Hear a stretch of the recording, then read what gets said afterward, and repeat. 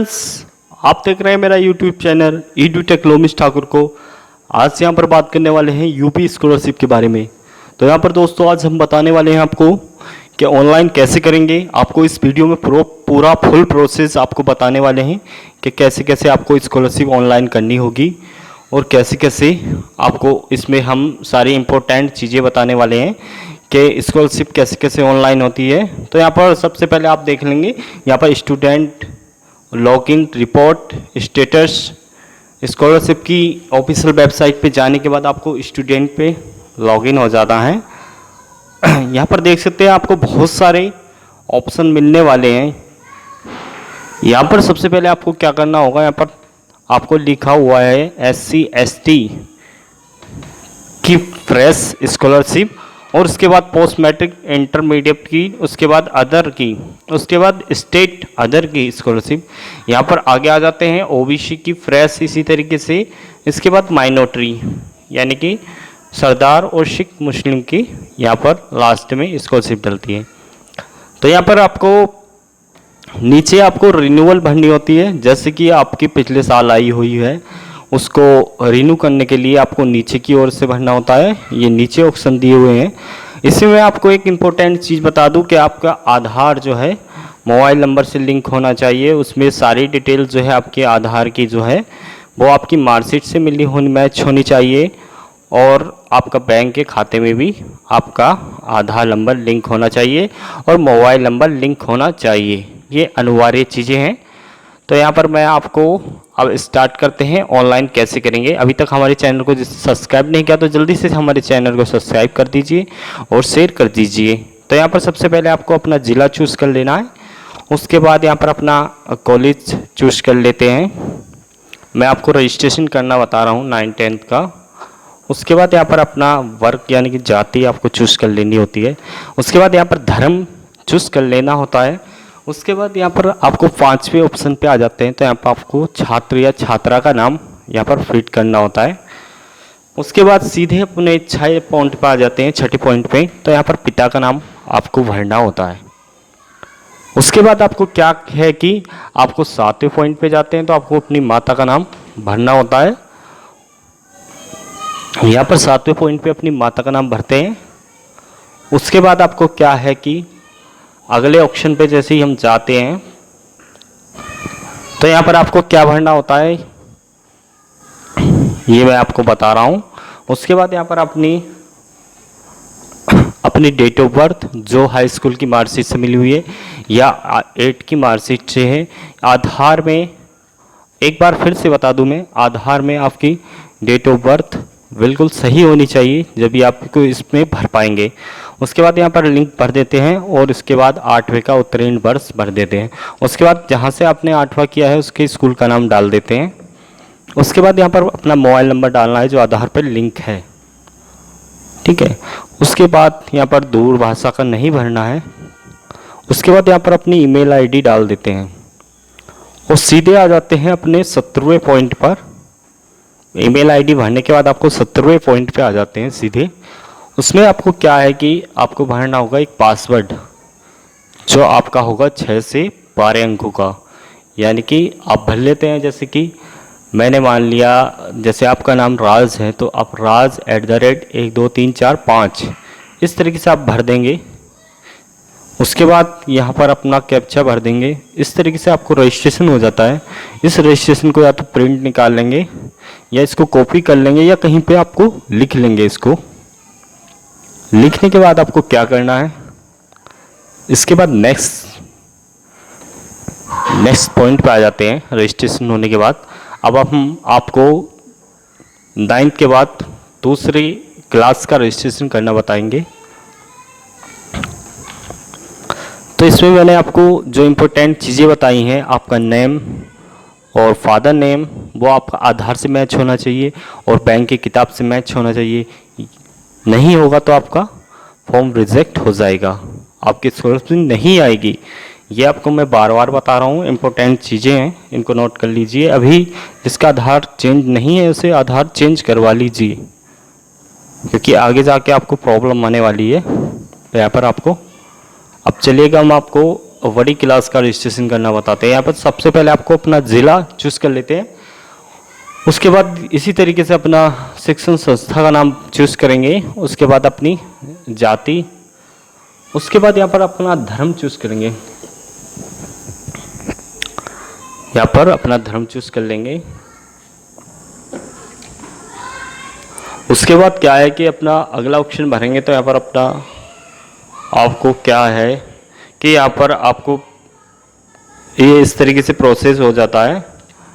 उसके बाद आपको करना होगा नेक्स्ट ऑप्शन पे अपना नेम भरेंगे। अब उसके बाद यहाँ पर अपने माता पिता का नाम डालने के बाद अपना लिंक डाल देंगे। उसके बाद हाई स्कूल का उत्तीर्ण वर्ष डालेंगे। उसके बाद 11वें पॉइंट पे आ जाते हैं तो हाई स्कूल का अपना बोर्ड डाल देंगे, CBSE यूपी जो भी है आपका। उसके बाद रोल नंबर डाल देंगे। उसके बाद सीधे अपने विद्यालय जहाँ से अपने हाई स्कूल किया है उसका आपको यहाँ पर विद्यालय का रोल नंबर डालना होगा। उसके बाद यहाँ पर आपको उसके विद्यालय का संस्था का नाम, बोर्ड का नाम, विद्यालय का नाम यहाँ पर भरना होगा। इसके बाद आपको क्या है कि यहाँ पर अपना अगला मोबाइल नंबर भरेंगे। जो आपका रजिस्ट्रेशन मोबाइल नंबर है वो यहाँ पर भर देंगे। उसके बाद यहाँ पर अपनी एक ईमेल आईडी भर देंगे, सही सी ईमेल आईडी भर देंगे। उसके बाद जैसे मैंने अभी बताया था आपको पासवर्ड, वही अपना जो नाम है उसका बड़ा अक्षर फर्स्ट और बाकी छोटे और @ 1 2 करके 8 6 से 12 तक संख्या ले सकते हैं। उसके बाद इसी तरीके से आप इसको प्रिंट कर सकते हैं या कॉपी कर लेंगे। चलेगा, वो हम आगे की प्रोसेस आपको बता रहे हैं। तो अभी तक हमारे चैनल को सब्सक्राइब नहीं किया तो जल्दी से हमारे चैनल को सब्सक्राइब कर दीजिए और शेयर कर दीजिए और लाइक कर दीजिए। और नीचे अगर समझ में नहीं आ रहा तो कमेंट्स कर सकते हैं।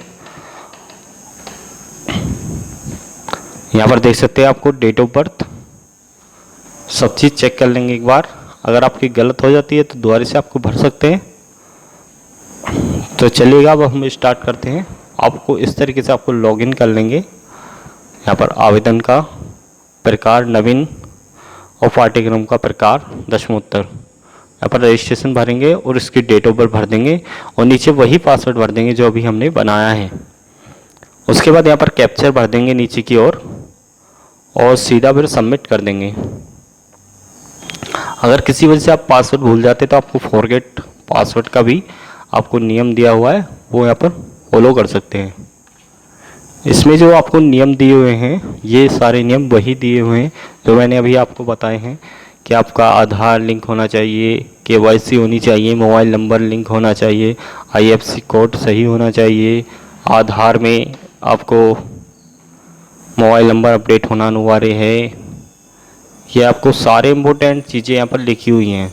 अब छात्र, इसके बाद नीचे आके बिंदु पर यानी कि इस पर लिखा हुआ है कि उपयुक्त सभी बिंदुओं को ठीक से पढ़ लें। इसके बाद यहाँ पर अगले ऑप्शन पे आ जाते हैं। यहाँ पर लिखा हुआ है आपको छात्रवृत्ति हेतु आवेदन पत्र भरें। तो यहाँ पर आपको आवेदन पत्र भरेंगे।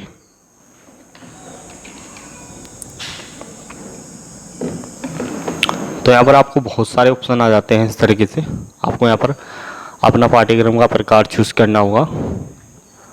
यहाँ पर ITI जो भी है, BA BSc, इसी तरीके से आपको BA BSc BCom सभी प्रकार के सभी फॉर्म भरे जाते हैं। यहाँ पर 5वें पर आपको क्या है इंटर के आधार पर लिखा हुआ है तो यहाँ पर 9 कर देंगे।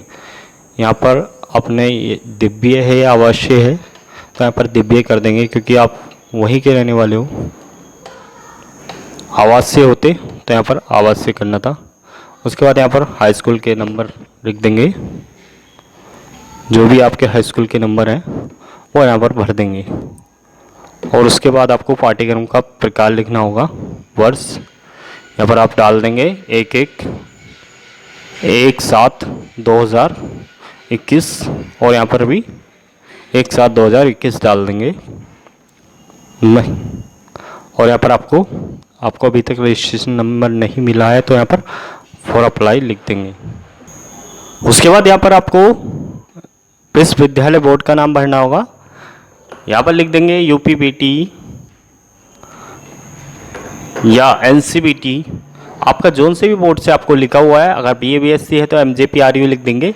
और उसके बाद यहाँ पर लिख देंगे आपको कि क्या आपका जो वार्षिक पाठ्यक्रम है जो इंटर के मार्कशीट से हुआ है तो यस कर देंगे। और यहाँ पर उसके बाद यहाँ पर आपको लिखना होगा इंटर के रोल नंबर, और यहाँ पर बोर्ड भर देंगे उसका। और सीधे यहाँ पर लिखा हुआ है क्या आपका प्रवेश AKTU की काउंसलिंग से हुआ है, तो यहाँ पर नो कर देंगे, नहीं हुआ है। और उसके बाद कैप्चा भरेंगे और सबमिट कर देंगे सीधे यहाँ पर। उसके बाद आपको क्या है कि यहाँ पर सबमिट करना होगा। उसके बाद यहाँ पर अगले ऑप्शन पे आ जाते हैं। आपको यहाँ पर लिखा हुआ है आपको पिता या पति का आधार संख्या यहाँ पर भर दीजिए। उसके बाद माता का आधार नंबर, उसके बाद छात्र का आधार नंबर यहाँ पर इंक्लूड करना होगा। उसके बाद यहाँ पर अपनी कास्ट भर देंगे, जो भी है आपकी, अहीर, चौहान, नाई, धीमश, जो भी है आपकी वो यहाँ पर भर देंगे। उसके बाद आपको यहाँ पर आवासीय स्थायी पता भरना होगा, तो यहाँ पर अपना विलेज भरेंगे। उसके बाद अपना पोस्ट भर देंगे, पोस्ट आपका जो भी है वो यहाँ पर भर देंगे। उसके बाद तहसील डिस्ट्रिक्ट भर देंगे, और यहाँ पर पत्र व्यवहार का पता अगर ये सेम है तो यहाँ पर टिक कर देंगे। और उसके बाद अगले ऑप्शन पे पहुँच जाते हैं। अगर किसी वजह से विकलांग है तो यहाँ पर उसका प्रकार भी भर सकते हैं। इसके बाद नेक्स्ट आपको यहाँ पर कैप्चा भरना होगा और टिक कर देंगे। मैं प्रमाणित करती हूँ कि मेरे द्वारा सही है सभी चीज़ें, तो यहाँ पर अपडेट कर देंगे आगे। उसके बाद यहाँ पर जाति क्रमांक प्रमाण पत्र संख्या लिखेंगे। जाति मैं बता दूँ आपको, सबसे पहले आपको प्रमाण पत्र संख्या लिखनी होती है, यानी कि जो तहसील से जारी हुई है उसकी डेट लिखनी होती है। उसके बाद यहाँ पर उसकी जारी तिथि लिखनी होती है। उसके बाद यहाँ पर आवेदन का फॉर्म संख्या लिखेंगे। उसके बाद सीधे यहाँ पर आपको छात्रा के पिता की वार्षिक आय भरेंगे, यानी कि आपको यहाँ पर उसकी आय भर देंगे। जो आपकी वार्षिक आय है, यानी कि वर्ष पूरे साल की जो आय है वो यहाँ पर भर देंगे। उसके बाद यहाँ पर उसी तरीके से जैसे कि आपको जाति का संख्या लिखी गई है, उसी तरीके से आपको यहाँ पर आय की डिटेल भरनी होगी। तो यहाँ पर आपको उसकी तरह ही यहाँ पर भरेंगे, और उसके बाद कैप्चा अपलोड कर देंगे। उसके बाद यहाँ पर आ जाते हैं, बैंक की डिटेल भरेंगे। यहाँ पर आपका जो भी बैंक है, जैसे इलाहाबाद बैंक है, बैंक ऑफ बड़ौदा है, स्टेट है, या पंजाब है, या सरपीयूपी है, वो यहाँ पर सभी भर देंगे। जो भी आपका है बैंक का नाम वो वहाँ पर भरेंगे। उसके बाद अपना डिस्ट्रिक्ट भर देंगे, और सीधे यहाँ पर आपको ब्रांच चूज कर लेंगे।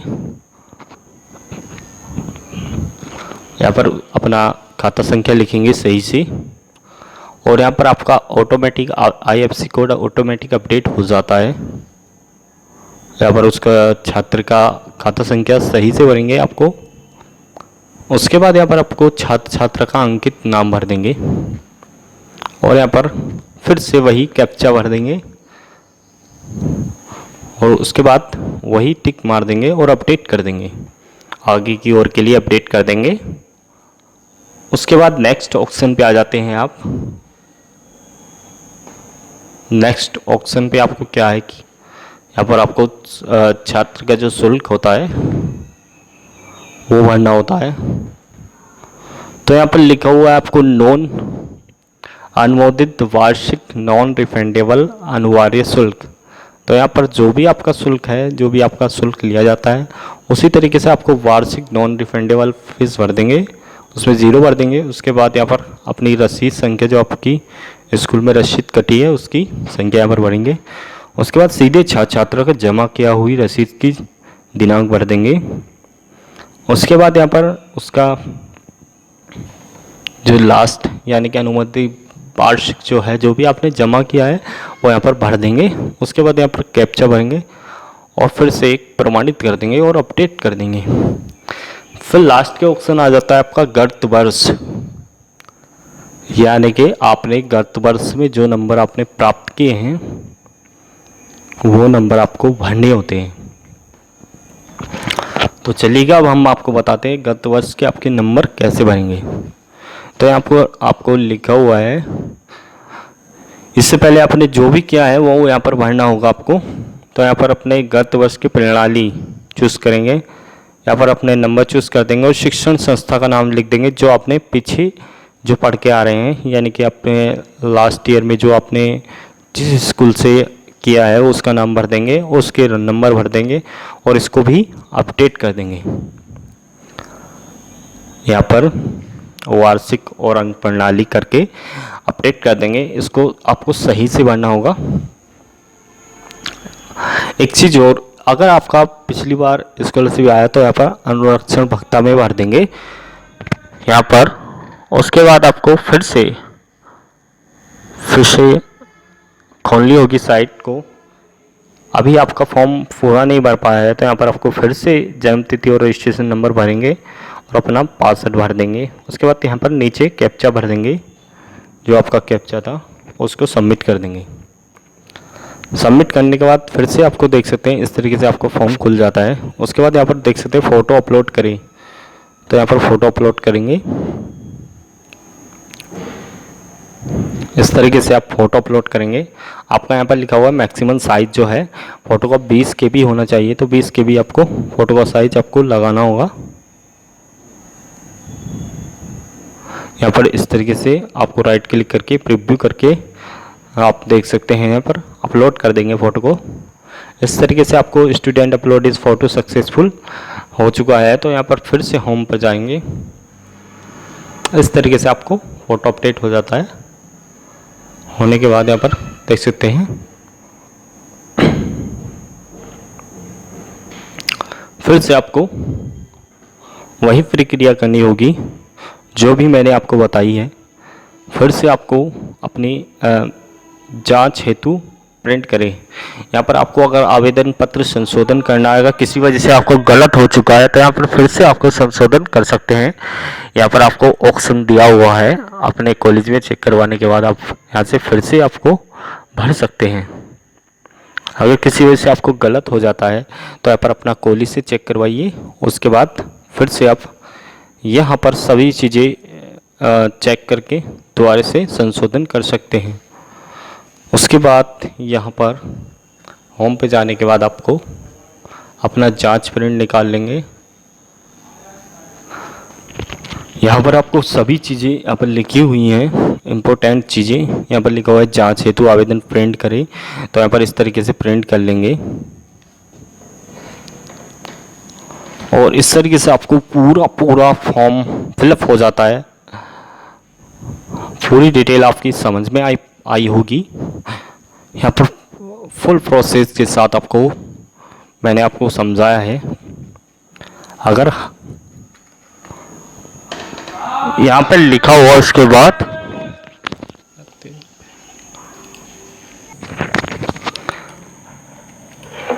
जांच के उपरांत यहाँ पर आपको आवेदन को पत्र को सबमिट करेंगे। उसके बाद आपको जैसे इस पर क्लिक करते हैं, सबमिट कर देते हैं, तो आपको इसके 3 दिन बाद आपको यहाँ से पक्का प्रिंट निकालने को मिलेगा। इसी 2 बार में आपको सबमिट कर देना है।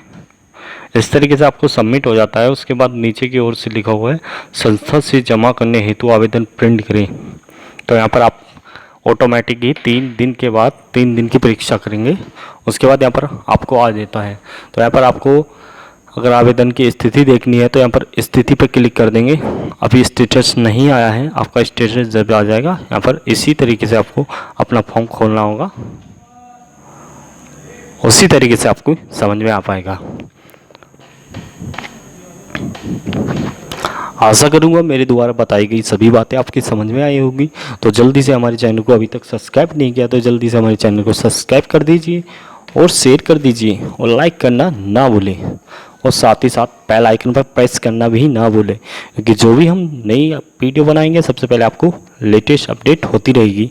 और मैं आपको एक इम्पोर्टेंट चीज़ बता दूँ, आपकी जुलाई के 20-25 तारीख से आपकी स्कॉलरशिप स्टार्ट हो जाएगी, क्योंकि आपका यूपी बोर्ड का रिजल्ट आने वाला है।